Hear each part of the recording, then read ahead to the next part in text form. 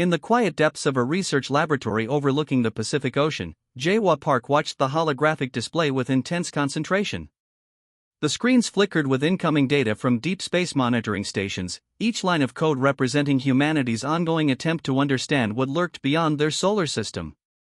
The aliens had been observing Earth for months, believing themselves undetected. Their massive reconnaissance ship, shaped like a crystalline arrowhead, moved silently through the darkness between star systems. Commander Wu Jin's team believed humans were nothing more than a primitive species, scattered, divided, and technologically infantile. Jae-wha knew better. Humans had a remarkable talent for surprise. When the first alien transmission was intercepted, most government officials panicked. But not Jae-wha. He saw an opportunity where others saw only threat. The transmission was clinical, almost dismissive, a standard galactic survey report that categorized Earth as a potential development zone with minimal intelligent life. Minimal intelligent life, Jae-wha muttered, a slight smile crossing his face. We'll see about that. Behind the scenes, a global network of scientists, military strategists, and technology experts had been preparing for this moment for decades. They understood something the aliens did not. Human potential was not measured by current technological capabilities, but by the speed of adaptation and innovation. The alien ship continued its silent survey, mapping Earth's resources, scanning communication networks, and collecting atmospheric data. They believed their advanced quantum shielding made them undetectable. They were wrong. Jae-wha's team had been developing quantum detection technologies that could pierce even the most advanced alien stealth systems. Every movement, every electromagnetic pulse from the alien vessel was being tracked, analyzed, and understood. In the research facility, teams worked in shifts. Young engineers like Min-ji worked alongside veteran space researchers, their fingers dancing across holographic interfaces. They were building something extraordinary, a response system that could react faster than any known technological framework in the galaxy. The aliens' mistake was fundamental. They viewed humans as a singular, predictable species. They did not understand that humanity's greatest strength was its diversity, its ability to unite when faced with an external threat. Governments that had been bitter rivals suddenly found common ground. Technology companies that had been locked in competitive battles now shared research. Military organizations from different continents began collaborative planning sessions. Commander Wu Jin's alien survey team continued their mission, completely unaware that they were being watched more closely than they could imagine. Their databases classified humans as pre-spaceflight civilization, limited technological capacity, no significant threat potential. If they could have understood human emotions, they might have recognized the dangerous glint in Jae-wha's eyes. The day of first true contact was approaching. The aliens believed they would make first contact on their terms, following their protocols. They were about to learn a crucial lesson about humanity: humans rarely follow anyone else's rules. In the research facility, complex algorithms were being refined. Quantum computing systems were being tested. Communication decryption protocols were being developed at a pace that would shock the alien observers. Jae-wha understood that this was more than a potential conflict. This was a moment of evolutionary significance. Humanity was about to prove that technological superiority was not just about current capabilities, but about adaptability, creativity, and the willingness to take unprecedented action. The alien ship continued its silent survey, its crew confident in their superiority. They did not realize that every scan, every transmission, every moment of observation was being used by humans to understand their technology, their communication systems, and their potential weaknesses. Humanity was preparing. And they were preparing without asking for permission. The stage was set. The players were ready. And the galaxy was about to witness something it had never seen before, a species that would redefine the meaning of first contact. Jae-wha looked at the holographic display and allowed himself a small, knowing smile. The game was about to begin. The global command center buzzed with quiet intensity. Eun-ji Choi stood at the center of a massive circular room, her fingers moving across holographic interfaces that displayed complex quantum computational models. Outside the reinforced windows, Seoul's skyline gleamed with early morning light, unaware of the strategic revolution happening within these walls. For years, her team had been preparing for something most considered impossible, a potential alien encounter that would require humanity to respond with unprecedented speed and innovation. The traditional military approaches were obsolete. They needed something different. Quantum computing had been the key. While other research teams focused on traditional technological development, Eun-ji's group had been pushing the boundaries of adaptive artificial intelligence. Their systems could learn, predict, and respond faster than any human decision-making process. The first breakthrough came unexpectedly. A young researcher named Sungmin discovered a way to create neural networks that could process alien communication patterns in real time. These networks didn't just translate, they anticipated, learned, and developed strategic responses within milliseconds. Global military leaders were initially skeptical. How could a team of researchers in their 30s and 40s claim to have developed something that could potentially defend against an advanced alien civilization? But the test results were impossible to ignore. In secret facilities across continents, prototype systems were being developed. Each system was designed with a core principle: unpredictability. The alien observers who had been studying Earth would expect traditional military responses. Instead, humanity was preparing something entirely different. Eun-ji's primary innovation was a distributed defense network. Unlike traditional centralized military systems, this network could rapidly reconfigure itself. If one part was compromised, the entire system would automatically adjust, learn, and continue functioning. It was like a living, breathing technological organism. The quantum communication systems they developed could transmit information across global networks faster than light. Traditional communication relied on electromagnetic waves. Their new system used quantum entanglement, a phenomenon that allowed instantaneous communication across vast distances. Funding came from an unexpected coalition. Technology companies, governments, and private research institutions pooled resources. They understood that this was not just a potential conflict, but a moment that could define humanity's future in the galaxy. Training programs were developed. Not just for military personnel, but for everyday citizens. People were taught rapid adaptation strategies, basic quantum communication protocols, and emergency response techniques. Every human became a potential node in this global defense network. Sungmin's team developed AI systems that could analyze alien technological signatures and develop counter-strategies in real time. These weren't just defensive systems, they were adaptive learning platforms that could potentially turn alien technology against itself. The global preparation happened in complete secrecy. The alien reconnaissance teams continued their surveys, believing they were observing a divided, technologically primitive species. They had no idea that beneath the surface, humanity was transforming. Eun-ji knew the risks. One miscalculation could mean total destruction. But she also knew humanity's greatest strength, the ability to unite when faced with an external threat. Every system, every protocol was designed with this understanding. As dawn broke over the command center, Eun-ji looked at the complex holographic displays. Millions of calculations happened every second. Adaptive AI systems learned and evolved. Communication networks stood ready. Humanity was no longer waiting to be discovered. They were preparing to be discovered on their own terms. The alien observers would soon learn a crucial lesson: humans do not ask for permission. They take action. And this action was coming faster than anyone in the galaxy could imagine. Eun-ji allowed herself a small smile. The preparation was almost complete. First contact was no longer a question of if, but when.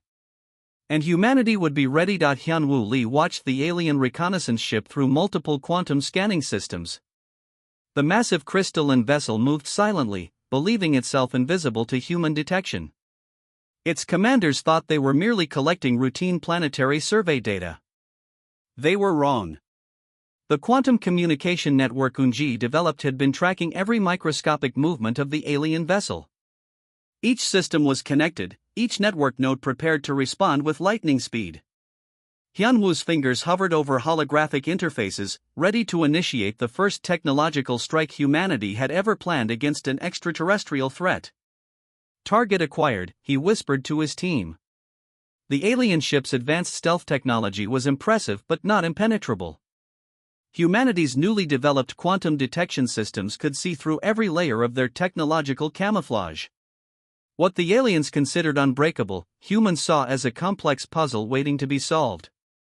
Sungmin's adaptive AI systems had been studying alien communication protocols for months. They had mapped every potential communication frequency, every potential technological weakness. The aliens believed they were observing. In reality, they were being studied more carefully than they could imagine. The first strike would not be violent. It would be precise, strategic, and completely unexpected. Hyunwoo activated the Quantum Disruption Protocol. Millions of nanobots, developed in secret laboratories around the world, began their synchronized attack. These weren't traditional weapons. They were intelligent, adaptive technological infiltrators designed to penetrate and neutralize alien systems. On the alien ship, the first signs of trouble were subtle. Minor system glitches appeared, nothing that seemed immediately threatening. Communication relays began to experience unexpected interference. Navigation systems showed slight, almost imperceptible deviations. The alien crew's initial response was calm. They believed these were minor technical issues, nothing more than routine system fluctuations. Their technological arrogance would be their downfall. Hyunwoo's team watched in real time as the nanobots penetrated deeper into the alien ship's systems. They weren't destroying, they were learning, mapping, understanding. Each moment revealed more about alien technological infrastructure. Within minutes, the alien ship's advanced quantum shielding began to destabilize. Navigation systems started showing complete nonsensical data. Communication networks became scrambled. The ship's own technology was being turned against itself. Panic began to spread among the alien crew. Their most advanced systems were failing in ways they couldn't comprehend. How could a supposedly primitive species penetrate their technological defenses so quickly?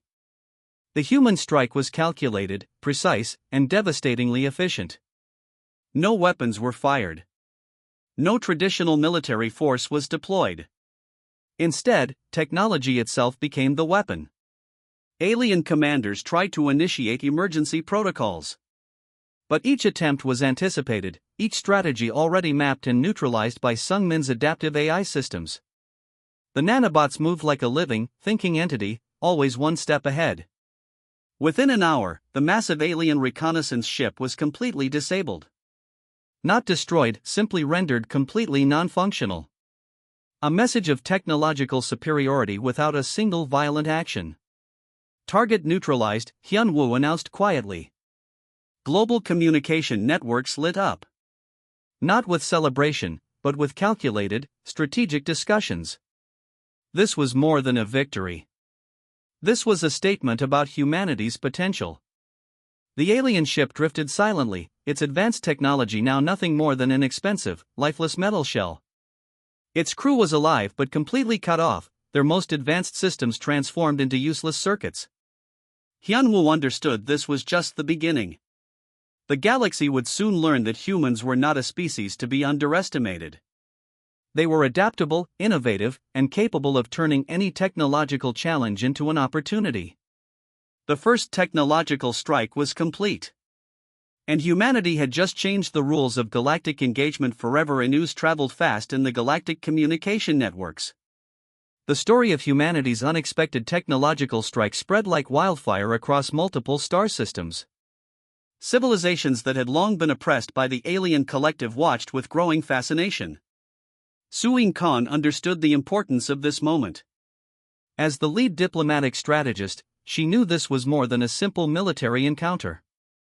This was a fundamental shift in how intelligent species perceived humanity. Communication intercepted from various alien civilizations revealed growing curiosity. Where they once saw humans as a primitive species, now they saw something entirely different. A civilization that could disable an advanced reconnaissance ship without firing a single traditional weapon was something entirely new. Smaller civilizations that had been subjugated by the alien collective began sending cautious communication signals. They wanted to understand how humans had achieved such a remarkable technological breakthrough. Each transmission carried a mixture of fear, respect, and desperate hope. The alien collective's response was initially one of shock and denial. Their official communication channels claimed the disabled ship was a minor technical incident, but no one believed them. The detailed logs, the quantum communication records, everything pointed to a deliberate, strategic human intervention. Suin's diplomatic algorithms worked overtime. They analyzed every incoming communication, every potential diplomatic opportunity. The team understood that this was a critical moment in human-galactic relations. Smaller planetary civilizations began studying human communication patterns. They discovered something remarkable: humans didn't just communicate, they collaborated. Their technological and diplomatic approach was fundamentally different from any known galactic civilization. The quantum communication networks developed by humanity became a critical tool. Unlike traditional diplomatic channels that relied on complex bureaucratic processes, humans created open, adaptive communication systems that could rapidly share information. Research teams from multiple star systems began requesting communication access with human researchers. They wanted to understand the technological breakthrough that had neutralized such an advanced alien vessel. What they discovered surprised them. Humanity's strength was not in individual technological achievements, but in their ability to collaborate, adapt, and innovate at an unprecedented speed. Diplomatic channels that were once closed began to open. Civilizations that had been silent for generations started reaching out. They saw humans not as conquerors, but as potential allies against the oppressive alien collective. Suin's team developed communication protocols that were revolutionary. Instead of traditional hierarchical diplomatic approaches, they created adaptive, collaborative communication frameworks. Each interaction was designed to build trust, share knowledge, and create mutual understanding. The alien collective found themselves in an unexpected position. Their long-standing reputation of technological superiority was suddenly being challenged by a species they had previously considered insignificant. Reports began circulating about human technological innovations. Not just the neutralization of the reconnaissance ship, but the adaptive AI systems, the quantum communication networks, the nanobotic technologies that could reshape entire technological landscapes. Smaller planetary civilizations saw an opportunity. Where they had once been forced to submit to the alien collective's demands, now they saw a potential alternative. Humans represented something new, a civilization that didn't seek to conquer, but to collaborate. Diplomatic requests began flooding human communication networks. Research institutions, planetary governments, technological research teams all wanted to understand how humans had achieved such a remarkable technological feat. Suin understood that this was more than a diplomatic moment. This was a fundamental shift in galactic power dynamics.